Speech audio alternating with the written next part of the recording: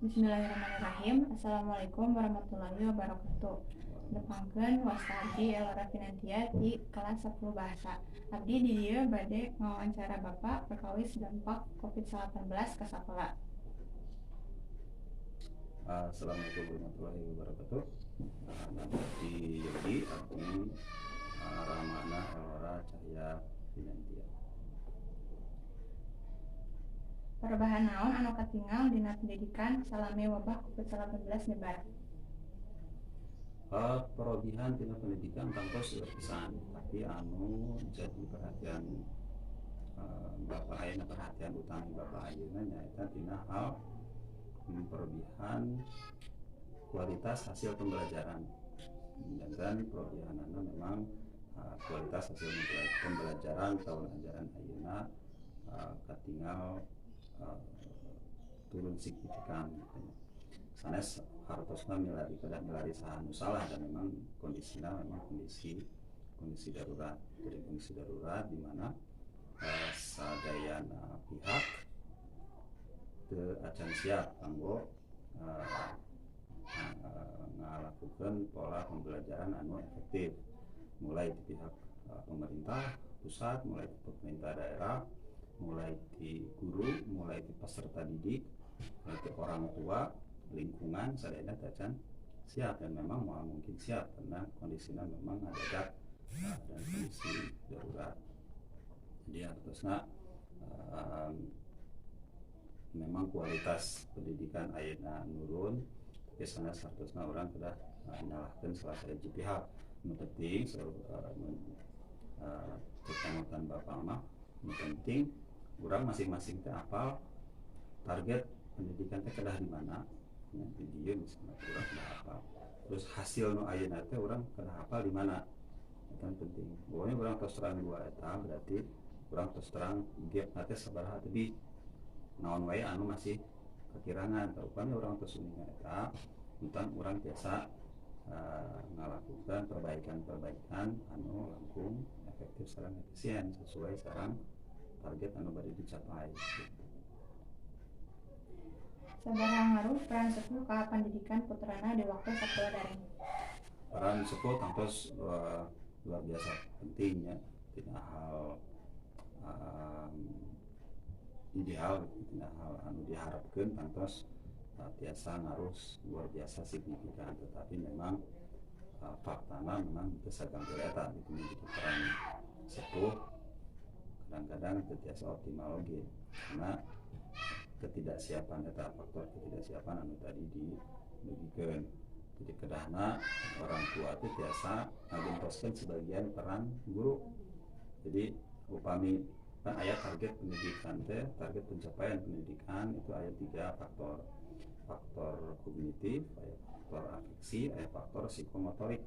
Aya teh kulantaran keterbatasan akses, keterbatasan ruang bertemu, keterbatasan interaksi sareng guru. 3 faktor itu pasti seueur anu henteu kacumbunan. Di faktor psikomotorik, motorik kamu barangkali anu SD misalnya praktek psikomotorik tangtos dilakukan atau tangtos targetnya itu tercapai. Tina segi afeksi itu tina hal semangat, motivasi belajar, tina hal minat belajar, perasaan belajar, emosi lah inti namanya, eta oge tidak tercapai, tidak mudah tercapai karena memang faktor sosial itu kan terjadi itu aya interaksi sareng guru, interaksi sareng teman rencangan sekolah, interaksi di lingkungan sekolah, emosi itu bakal tumbuh, butuh semangat dan lain-lain. Tapi akhirnya dengan kondisi sekolah di bumi masing-masing, faktor emosi itu pasti kiraan tereksplor. Itu di tina kognitif itu tina hal mengetahui hal baru, memahami materi, penerapan, analisa, lebih ke evaluasi, eta ge sakedik seueur mah seueur anu langkung seueur anu berkurang kualitas nata. Salaresna peran orang tua teh diharapkeun tiasa ngagentos peran guru tina hal-hal tadi. Contohna tina hal semangat, motivasi, minat, kedana orang tua teh tiasa ngamotivasi barangkali. Terus tina hal kognitif, tina hal pemahaman, tina hal penerapan, evaluasi karena orang tua oge tiasa naon namina saya ikut campur mengembangkan pengembangan si anak dalam hal eta. Tapi faktana kan orang tua sepuh aya di damel dua anak gitu. Aya waktu sih gitu, tapi misalnya karena muridnya terus SMA misalnya di materi lagi terus naon artinya terus keotakan itu kan segala gitu. Aya deui orang tua memang kurang memahami teknologi misalnya, jadi untuk optimal artinya jadi peran orang tua salarasna biasa sangat signifikan, tetapi fakta nu ayeuna aya di urang teh memang kira optimal gitu karena banyak keterbatasan tadi, umpama nama kesibukan itu sareng kemampuan orang tua sendiri gitu. Mana anu langkung penting ayeuna, buka tempat wisata atau sekolah? Upami dangat ayeuna pisan nya antara muka sekolah dengan buka tempat wisata. Upami kaitanna sareng ngajaga penyebaran pandemi, dua nana eta ge sanes prioritas sebetulna mah. Intina karena dua nana eta bahwa itu membuka sekolah, bahwa membuka wisata, tangtos memunculkan kerumunan eta nu bakal menyumbang penyebaran langkung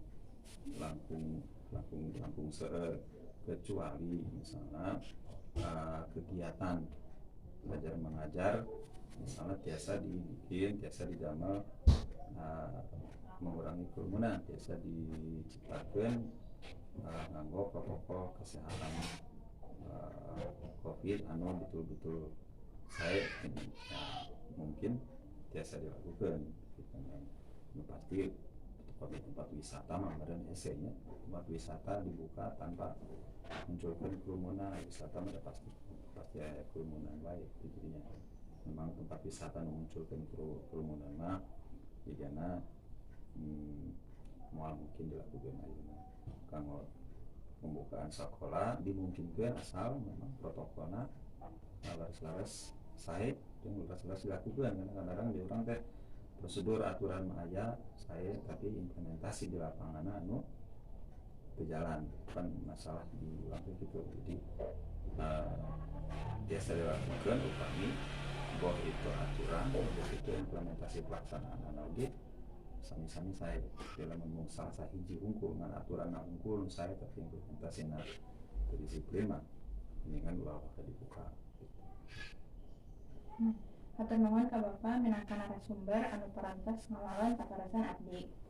Hapunten upami aya kalepapan. Wassalamualaikum warahmatullahi wabarakatuh. Waalaikumsalam.